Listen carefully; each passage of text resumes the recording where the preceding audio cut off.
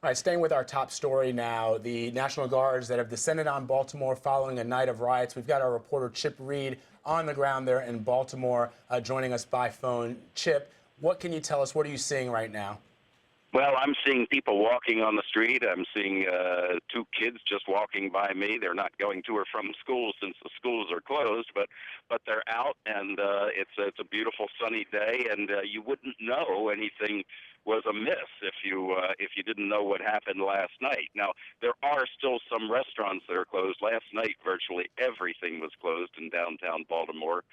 Very hard to find a place to eat or anything like that. Even some hotels closed. But right now it looks like it's back to normal. Although I can tell you, traffic in downtown Baltimore can be horrendous, and right now it's not nearly like that. So a lot of people did decide to stay home today.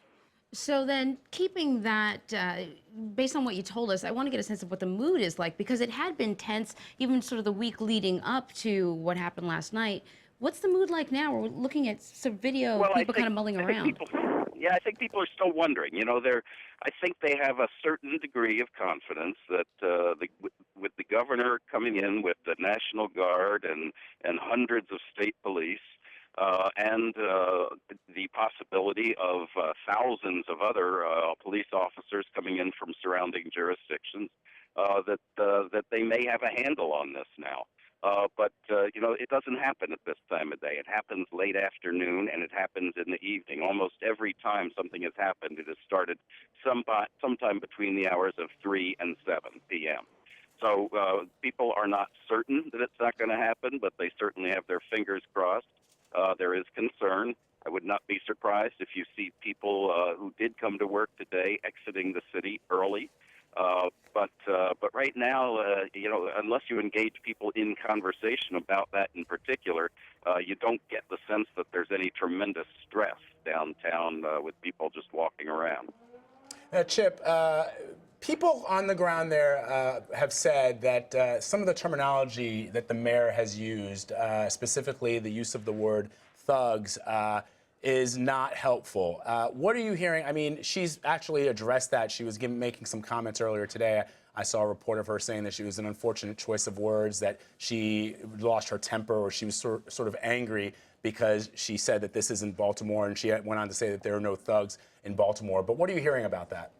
Well, I tell you, I've heard the opposite from a lot of people I talked to who are glad that she came out and used words like thug, and that other people said thug and coward, because there are a lot of people around here who are furiously angry, not at the police, but at the rioters.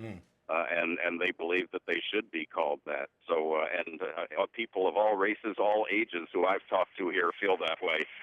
What criticism does stick a little bit more is that maybe she, at least people I've talked to here in downtown, is that some people think maybe she used words carelessly when she used the word space, when she said on Saturday night in a press conference that the police were right to give them space, to even if it meant destroying property. She later said she was criticized for that, and she later said in a last night press conference, she said, I wasn't encouraging violence. I was just saying that sometimes in a peaceful protest, property damage can occur. And sometimes it can be unavoidable if a small number of people choose to engage in it.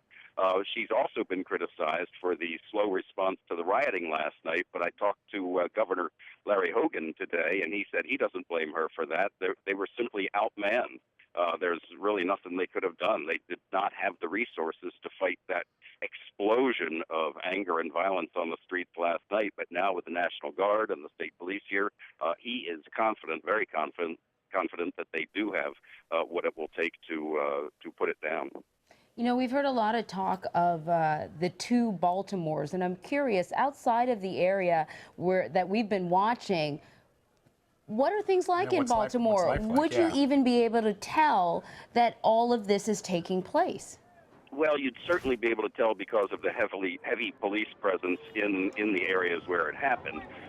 Downtown, where I am now, you would not be able to tell. But a block away from here at the Inner Harbor, they have a whole bunch of state police stationed outside there just to make people feel safe. The National Guard is also there.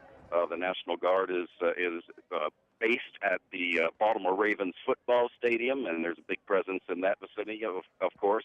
At City Hall, there's a big presence of National Guard, so it's not hard to find it. But yeah, the whole issue of two Baltimores, Freddie Gray's family's lawyer, Billy Murphy, ran for mayor a number of years ago, and his team was two Baltimores. You've got the inner harbor, the inner Baltimore, and the outer Baltimore. And I tell you, you go out into the neighborhoods where this has been happening, and you can come upon a street where, from a distance, they look like nice big red townhouses and 3 and 4 stories brick townhouses.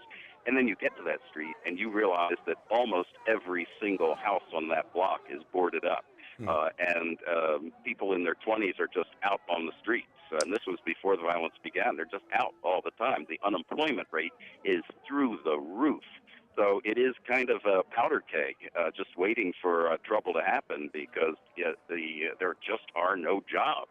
And very little opportunity in that part of town. And in fact, that's what Governor Hogan talked about today. He said the solution to this is jobs.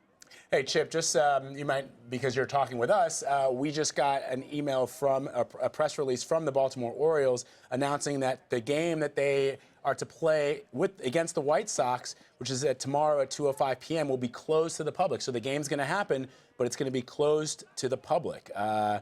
Yeah, I've never heard of that in Major League Baseball. I'm not the biggest baseball fan, but this is pretty shocking that's what they're planning on doing. That is extraordinary. I had not heard that, and it's amazing. A baseball stadium with a professional game going on and nobody applauding or booing. That would be something.